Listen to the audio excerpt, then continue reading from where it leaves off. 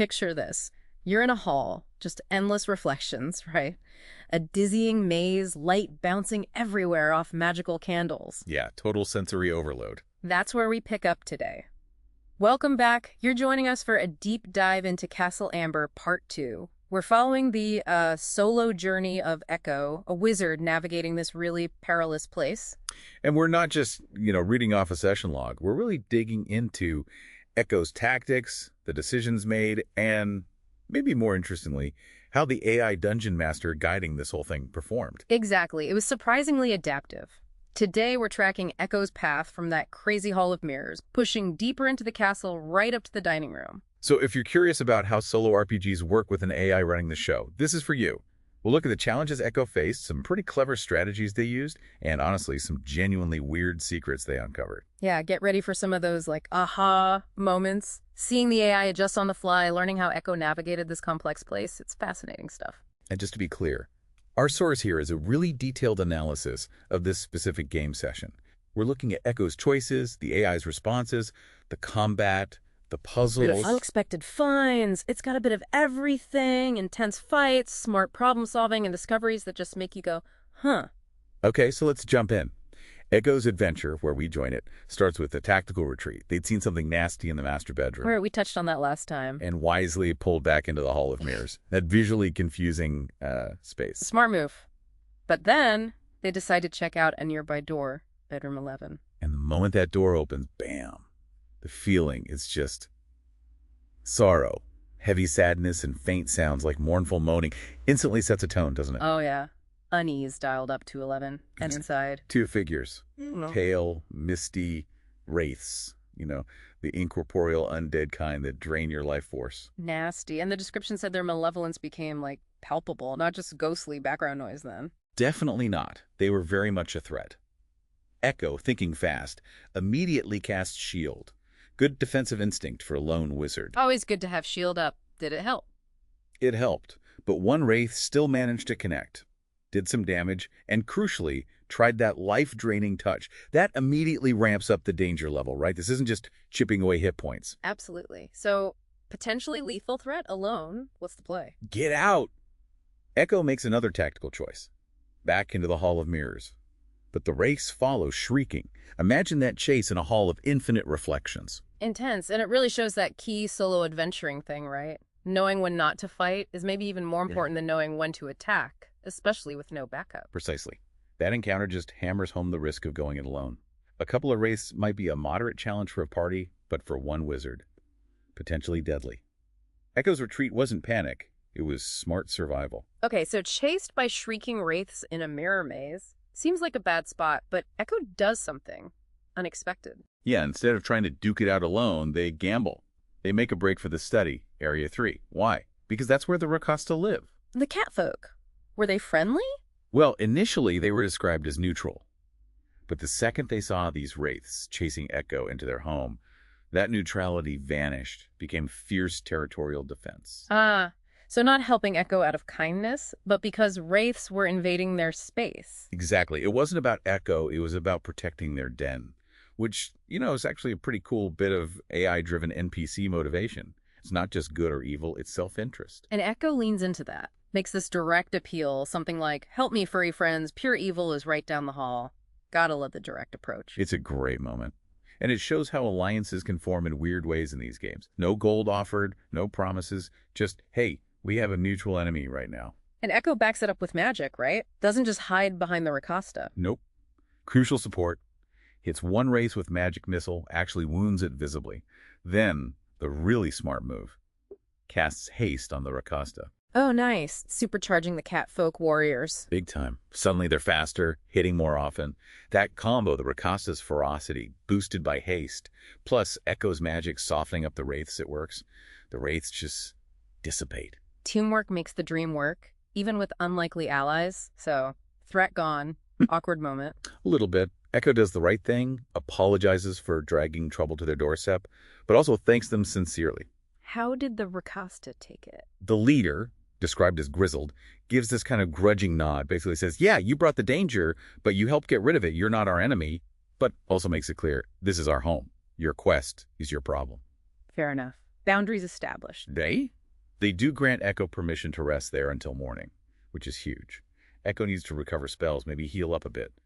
That temporary conditional alliance was a lifesaver. It really shows how you can use the environment and even its inhabitants creatively. And it highlights that potential for AI DMs to create these more dynamic NPC relationships. They weren't just hostile monster A or friendly quest giver B. Their reaction felt, well, earned based on the situation. Okay, so Echo gets some much-needed rest, courtesy of the solid grumpy Rakasta. Then what? Back to the scene of the crime. Pretty much. Back to bedroom 11, the wraith room, for a proper search this time. And sure enough, behind a big mirror. Ah, the classic hidden treasure spot. You got it. A hidden iron safe. Ooh, trapped. Echo assumes so. Use a wand to disarm traps. First, very methodical, then a magical skeleton key to pop it open. Using the right tools, not just trying to bash it. Sensible. And the payoff. Pretty decent, 5,000 gold pieces. And conveniently, Echo has a bag of holding. Nice haul. What was Echo's first thought? World domination. Fancy new robes. More practical. The thought was literally, this could buy me another night's rest with a Rakasta at least. Really grounds it, doesn't it? Oh. Wealth isn't just points, it's survival. It's buying safety, buying time. Good point. That gold has immediate tactical value. Okay, 5K richer. Where to next? Exploring the West Wing now. First up, the linen closet, Area 6. Let me guess. Full of ancient secrets. A portal to another dimension. Nope. Linen. Lots and lots of linen. Sometimes a closet is just a closet. Okay, fair enough. Builds the suspense, I guess. Not every room can be a jackpot. Exactly. But the next room, the servants' quarters, Area 7, that was different. Definitely not just linen. What was it? Spiders. A full-on spider den. Webs everywhere. And the worst part, a big, nasty egg sack, presumably full of baby spiders. Oh, no. And didn't the character notes mention Echo has arachnophobia? Severely. So reaction was immediate and decisive. Let me guess. Fireball. You know it. One fireball spell later, no more spider den. Just maybe a lingering smell of burnt arachnid. Problem solved. Any loot amidst the ashes? A little bit. Found 15 gold and 25 silver. Pocket change compared to the safe, but hey, every coin counts. True. All right, spider trauma dealt with. What else in the West Wing? Next room, second servants' quarters, Area 8. No spiders this time, but thick, black slime coating surfaces. Ugh. Black pudding residue. That stuff is dangerous. Corrosive. Exactly. So extreme caution. Echo spots a stone-lidded chest in the room. Don't touch it. Didn't. Used the unseen hand spell like a magical telekinesis to open the chest from a safe distance. Very smart. Avoided getting dissolved. Good thinking. What was inside the chest? More modest finds, 50 silver, 30 copper, and something more personal. A tarnished brass locket. Ooh. What was inside? A faded portrait of a man. Described as rather stern-faced. Another little piece of the castle's history hinting at the people who lived and maybe died here? Yeah, the small details, the locket, the minor coins, they really add layers, don't they? It's not all epic monsters. It's about the history, the mystery. Totally agree. They make the place feel more real, more lived in, even amidst the decay and danger. Okay, so West Wing explored, minor treasures found, major phobias triggered. Where does Echo go now? Circles back. Back to the master bedroom, Area 10. Probably wanted to finally investigate that chimney properly where the body was found earlier. Right, the hidden body. Did they get a chance to look? Nope. Because there was something else in the room now. Specifically, in the bed. A huge, hulking ogre. Ogre. Just sleeping in the master bed. Apparently woke up when Echo entered. But here's the weird part. It speaks. And its voice is described as surprisingly soft and cultured. Greets Echo politely. Okay, that's unsettling. Big, brutish ogre, smooth talker, red flag. Huge red flag. Especially when Echo notices the ogre's eyes keep flicking towards the fireplace. The fireplace, where the body is hidden. Exactly.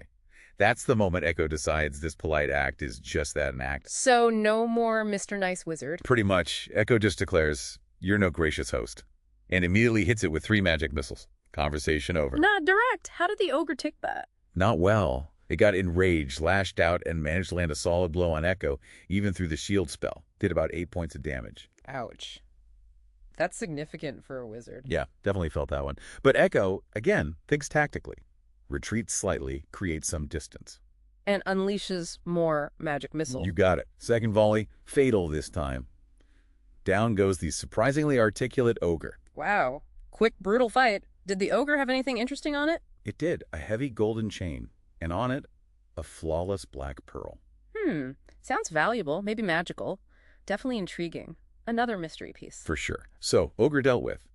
Echo does one last sweep of bedroom 11, the Wraith room, just to be absolutely sure nothing else was missed. Finds nothing. Okay, thorough. Where to now? This castle seems endless. Final stop for this leg of the journey. The dining room, area 4. The dining room. Okay, what horrors await here? More slime. Ogre relatives. It's initially just decay, which you'd expect. Dusty table, cobwebs, the usual haunted house vibe. But I sense a butt coming. Oh, yeah. As Echo steps in, things get weird. Yeah. 24 figures, ghost-like, materialize right through the wall.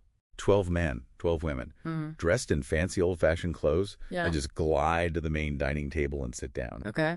And as they take their seats, the room transforms. The decay vanishes. Suddenly it's opulent, grand, like a feast is about to happen. Candles light themselves, silverware gleams. Whoa. Surreal. Are they hostile? Do they notice? Echo. That's the key thing. They're described as intangible and completely oblivious to Echo. It's like watching a spectral replay of a past event, not a fight, just a scene. Weird. But maybe harmless then. Maybe. But then Echo notices something else. Amidst all this ghostly grandeur, there are a dozen empty chairs at the table. Empty chairs. Empty chairs perfectly set with plates, cutlery, and place cards. Place cards. With names. With names. The names of Echo's own adventuring party members. What? No way. That's deeply creepy. Right. Suddenly this surreal scene becomes intensely personal and very, very unsettling. Why are their names there? Does the castle know about them? Are they connected to these ghosts somehow? Massive questions pop up. Yeah, that's a serious cliffhanger. What does Echo do? Runs screaming. Makes a bold choice. Walks over to the empty chair that has their own name on the place card and sits down. Wow. Just leans right into the weirdness. Okay, let's unpack this. We need to talk about the AI DM's role in all this craziness. Definitely. Because it wasn't perfect, was it? Right. There were those initial description errors. Right. The linen closet being called kennels, the servants' quarters having sleeping women instead of spiders, mentioning a pantry instead of the black pudding room, little continuity glitches. But what stood out was the AI's reaction when the player corrected it. It didn't argue or try to justify. It was immediate apologies like, you were absolutely 100% correct, and instant correction. Yeah, that responsiveness is interesting. Very different from how a human DM might handle being corrected sometimes. And more importantly, beyond just fixing room names, look at how it handled the encounters for a solo player. Oh yeah, that was crucial. Those wraiths, the spiders, the black pudding, even the ghouls that the module apparently said should be in the dining room. Standard versions of those. Against a single wizard. That's probably game over right there. 6 giant spiders. A black pudding.